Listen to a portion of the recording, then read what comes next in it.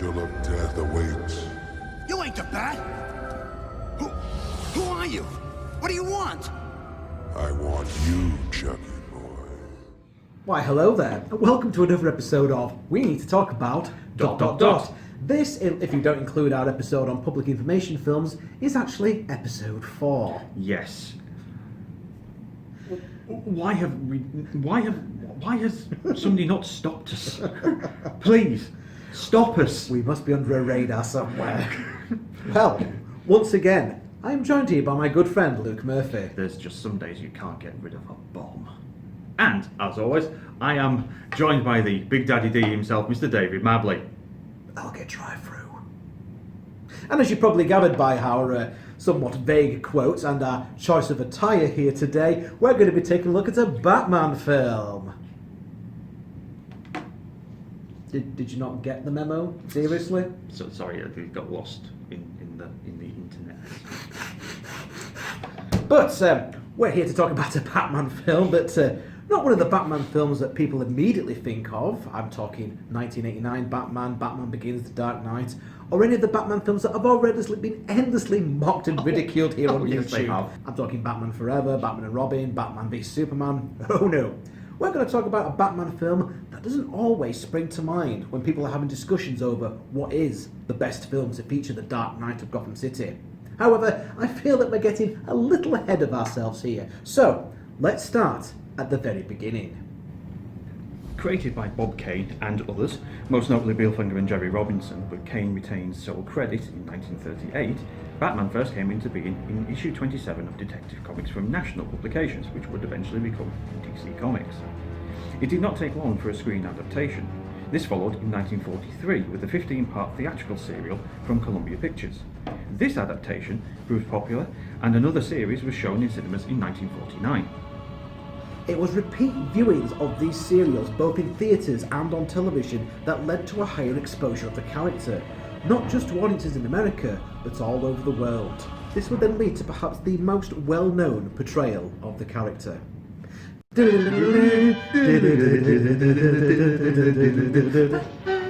Boom! Pow! Splat! Fuck! The action comedy series Batman made stars of Adam West and Burt Ward, so much so that when you mention Batman and Robin, it is this version of the characters that immediately springs to mind. Adding a cavalcade of Hollywood's finest actors to bring to life the nefarious ne'er-do-wells that would curse our Cape Crusaders of the 3 series, and more importantly, their first full-length cinema outing. And then, nothing. Some days you just can't get rid of a bomb. I mean, DC continued to publish Batman comics in the Detective Comics and Batman titles. The character went through a revival in the early 1970s thanks to writer Denny O'Neil and artist Neil Adams. Gone was the look and the lighter tone of the Caped Crusader, to be replaced by the Dark Knight detective, more in line with Kane's original vision. Well, there was the odd animated appearance, notably in the Challenge of the Super Friends cartoon, and there was a team-up cartoon with Scooby-Doo and company from Hanna-Barbera. No, really, this actually happened. But Batman live-action appearances were limited to a one-off live-action Super Friends special with West and Ward reprising their roles, and repeats of the television series. All the while, efforts were being made to bring Batman back to the big screen. These efforts, however, stumbled, as in trying to create a film in line with Kane's dark vision for the character. Studio execs couldn't get past the idea of the 60s television series, and they wanted a film more in line with that. Which is strange considering that at this time comics in general were going through a boom period, DC in particular, and leading that popularity was Batman. Year 1, The Dark Knight Returns, The Killing Joke all came out in the mid to late 1980s, and this certainly led to an interest and then the eventual hiring of director Tim Burton, who took inspiration from these darker stories. Without getting too much into the making of Burton's 1989 film, here's the outcome in a nutshell. Batman, Burton, Keaton, Nicholson equals a shit ton of money. What do you want? My face on the $1 bill. So much so, they did it again in 1992, minus Nicholson, and again, a shit ton of money. And this is where we pick up the story. Warner Animation, off the back of the success of Burton's first film, commissioned a weekly television animated series, and creators Bruce Timm and Elik Radomski rose to the challenge, delivering a stylish and often complex series that could be enjoyed by both children and adults alike. The series was a hit, and because of this success, Warner assigned Wright and Alan Burnett, one of the main contributors of the series, to come up with a story for a feature-length version. I mean, originally this would have taken place entirely in Arkham Asylum, with Batman captured and put on trial by his regular gallery of villains, the idea being that he was guilty for what they had become. This idea was abandoned, however, as Batman would spend most of the time immobile. It should be noted, however, that this idea was later reused in the episode Trial. Burnett also expressed a desire to do a love story involving Bruce, as this hadn't been done before on the TV series. Now, the story that Burnett came up with was a story that was heavily influenced by the Year 2 storyline by Mike Barr. It incorporated the love story, but also told of the beginnings of Batman's war on crime, whilst also telling a story in the present day.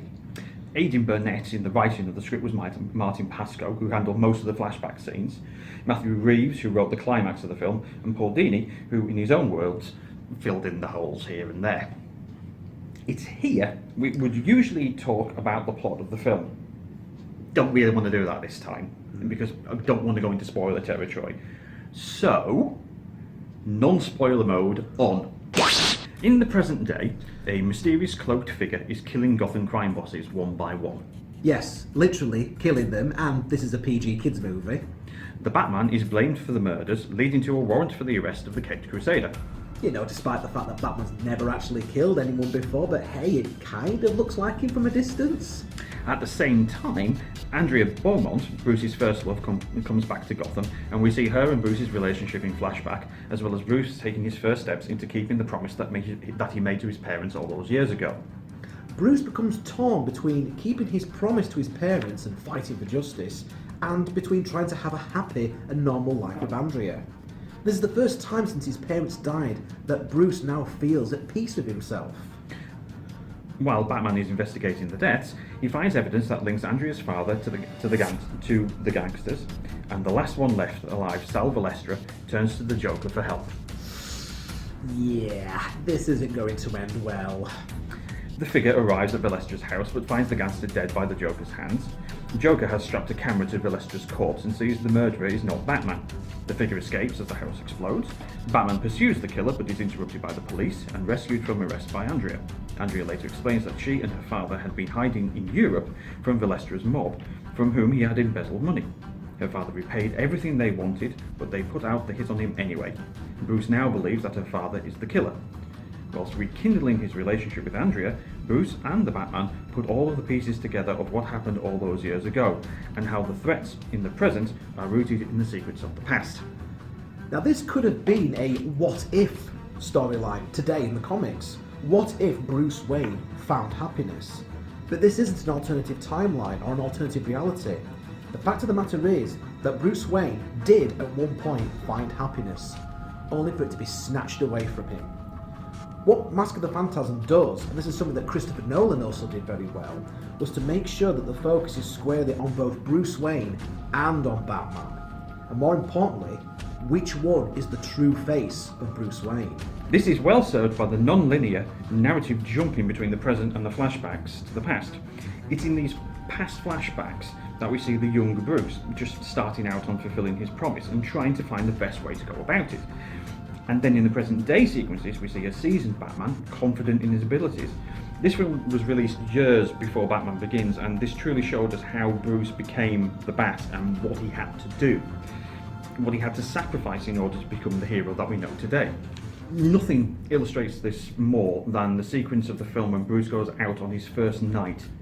He does, eventually, foil the robbery attempt, but then comments to Alfred that the criminals didn't fear him.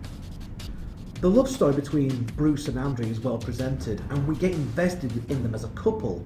We want their relationship to succeed, even though we know it will all end in tragedy, and with Bruce taking a much darker path. This is Bruce's story, and how he took that final step in becoming the Batman. Now, Batman's origin is well known. Even if someone has only got a passing knowledge of the character, they'll know some of the origin. But as a fan, do we really need another retelling of Batman's origin? When it's this good, absolutely. The pivotal scene of the film is in the flashback sequences, and when Bruce reads Andrew's letter saying that she's leaving, that finally makes him realise that he had a chance of happiness and now it's gone. He now realises that his destiny has to be fulfilled, and he puts on the Batsuit for the first time. And it's Alfred's reaction to this in the film that, recoiling in horror, he basically says, "My God." Now, he hits us, the audience, in two ways. Firstly, he's looking at the Batman, for crying out loud, for the first time. Remember early in the film, Bruce said that the criminals he stopped weren't scared of him.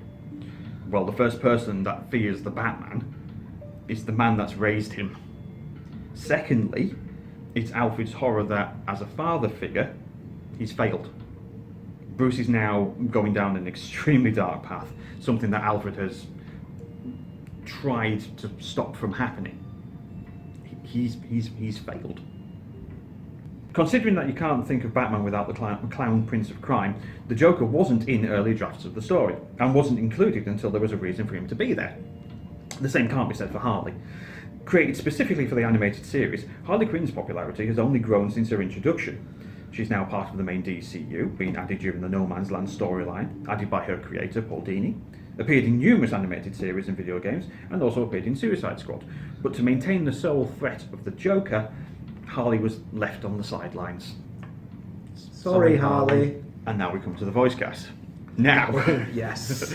in particular, Kevin Conroy and Mark Hamill. Now, quite possibly the best Batman and the best Joker ever. Not necessarily, actually, no, not quite possibly. These guys are the best Batman and the best Joker. I mean, between them, they played Batman and the Joker for the longest out of any other actor across multiple mediums. I mean, Hamill retired as the Joker after the Arkham Knight game, but then was tempted back when Warner Animation adapted The Killing Joke. Well, actually, he was meant to have retired after Arkham City. Ah. Because it was a different guy than doing the voice of the Joker in Arkham Origins, because it was like a younger Joker. Yes. Mark Hamill then got tempted back to do Arkham Knight and said, right, that's it, last time. And then he got tempted back again to do the Killing Joke. So just when Mark Hamill's saying, oh yeah, I'm done with the Joker, it's like, no, I'm not. There's always something Back that lures him back in. They are Batman and the Joker. The work that they put into Mask of the Phantasm is an absolute masterclass in voice acting. Hamill as the Joker has never been more menacing. Conroy as Bruce Wayne when speaking to his parents, questioning the promise, questioning his mission. I mean, that's never been more heartbreaking. In the 25 years, yes, this film is 25 years old. I feel old. Since its release, Batman Mask of the Phantasm has stood the test of time. It's widely regarded as one of the best film adaptations of Batman. The writing is top-notch, the cast is superb, and it tells a Batman story about Batman that is both heroic and tragic in equal measures. The movie wasn't particularly marketed very well upon its release. Maybe Warner Brothers didn't think that people would watch an animated movie if it wasn't done by Disney. The movie sticks to its guns and keeps it as a 2D animated film, rather than attempting to go for a CGI look that Disney had begun to use. The only CGI effects used are in the opening credits, so it's kept to a bare minimum. Now, this actually does the movie a favour because a lot of the earlier CGI animated films have aged horribly 25 years later. I mean, even the original Toy Story, you watch it now, it looks a little bit ropey in places now. Because this remains as a 2D movie, it still remains as good as ever, even today.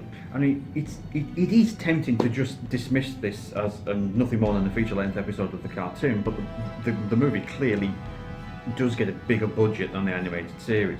I mean, allowing for a big orchestral version of the theme music. Batman has never looked more epic than here when he has, the entire choir singing in Latin whilst he broods on a rooftop.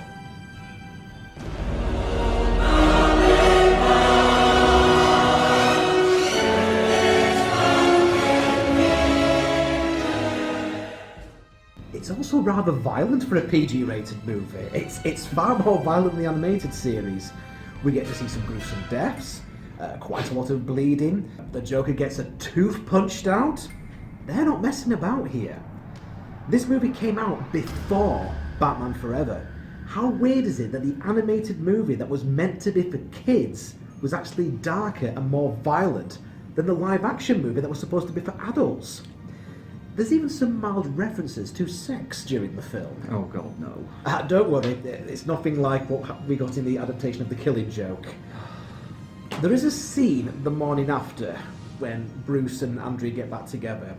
She's wearing one of Bruce's shirts and nothing else, which, as you guys know, is pretty much the hottest thing that your wife or girlfriend can wear. Even my teenage son took one look at this and said, yeah, they've clearly just had sex. If that wasn't enough, the Joker appears to be getting a little frisky with his robot wife at his secret lair. Oh, it's all getting a bit steamy under the collar here in Gotham City. Yeah, but at least it's not as blatant as The Killing Joke, but we're not going there. No, I think we'd rather take a look at the apple first before we took a look at the adaptation of The Killing Joke. We're still not doing the apple, David. Mask of the Phantasm has a lot of dark imagery and asks some serious questions about Bruce Wayne's psychological issues. But then it also throws in some elaborate death traps and jetpacks. Jetpacks? It's like a really well done mix of the Michael Keaton dark and brooding Batman and the Adam West camp and silly Batman. It's not ashamed to embrace all the various different aspects of Batman, something that a lot of the live action Batman films have not been able to capture. They were either really dark or they were really silly, and they were unable to make a balance between the two. Batman, Mask of the Phantasm, is the one Batman film that has managed to take this balance, these different components of Batman, the dark and brooding side and the camp and silly side, and make it work. Batman is known as the world's greatest detective in the comic books, and here he actually gets to show it. You know, the film is genuinely a murder mystery, with Batman finding different clues and trying to piece all the pieces of the puzzle together. Other Batman films at this point just had bats punching baddies until they fell down. And although this movie might exist in a different continuity from the comics and from the live-action movies, one thing that has remained consistent is that Batman and the Joker essentially created each other. You can't have one without the other. And although the Joker appears to die at the end of this movie like he did in the 1989 movie, he goes out in style, and with perhaps the biggest and best Joker laugh ever.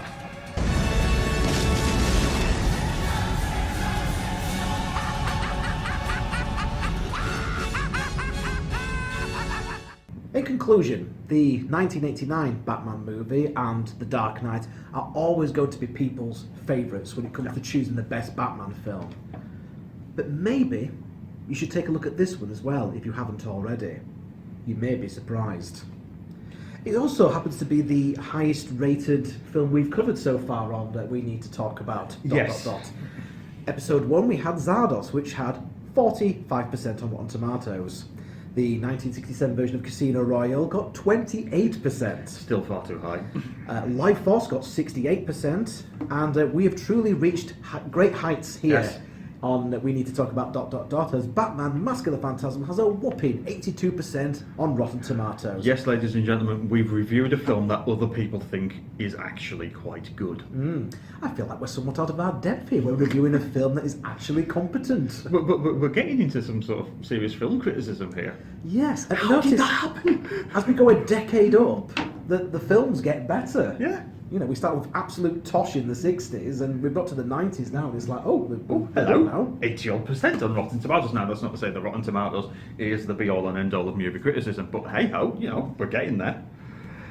So, as always after these reviews, after our speaker bits and what have you, we always ask ourselves this question: what have we just watched? Yeah. Okay, we've probably just watched the best Batman film ever made. Yeah, and I say that without any hyperbole. I mean, again, the 1989 Batman film was fantastic. Batman Returns maybe went a little bit too dark and a little bit too weird. Yeah. And then Batman Forever and Batman and Robin just turned into forget about those. technical messes. Batman Begins was a strong reboot of the series, which people wanted. The Dark Knight is considered to be an absolute masterpiece. The Dark Knight, I think it is. To be honest with you, I from a live action point of view, I actually prefer Batman Begins because it's a film about Batman. But Dark Knight has Heath Ledger as his version of the Joker, and obviously sort of with his untimely passing and what have you, his performance has become I think, slightly mythologized a little bit. But to be honest with you, you can understand why. It is a fantastic, fantastic performance, and I think it's, it is a high point of the film. He got the praise he did, Yeah. not because he died, but because he really was. He really, really was that very, good. very good. He made a different Joker to what Jack Nicholson was, Yeah. and a different Joker to what Mark Hamill was. Yeah.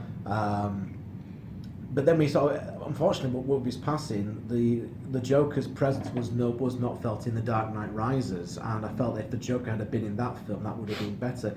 You've also got the silly attempts to try and merge Batman Nightfall and The Dark Knight Returns into one film, which I feel is never a good idea. I still That and the think fact it's- that Bane sounded like an Hispanic Sean Connery, You have my permission to die.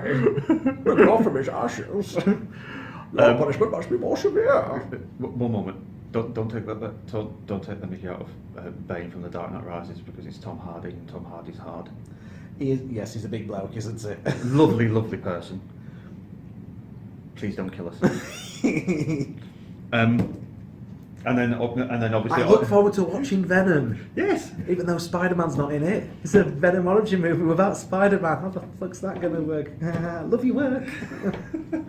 and then sort of late, going past Christopher Nolan, of late we get to the Batfleck era. We come to Dawn of Justice and Justice League, which, okay, the films themselves may not be brilliant, but actually Ben Affleck does a really, really good job of playing Bruce and also Batman. It's just a shame that he's not in a better film. I would like to have seen Ben Affleck in a Batman film that was actually good. Yeah. They tried to put The Dark Knight Returns into this film and The Death of Superman, so you're taking like a couple of major comic book stories, big enough for one film, and you're mashing it in with all this other stuff, and it didn't work. And what works with Batman Mask of the Phantasm is that it's its own original story.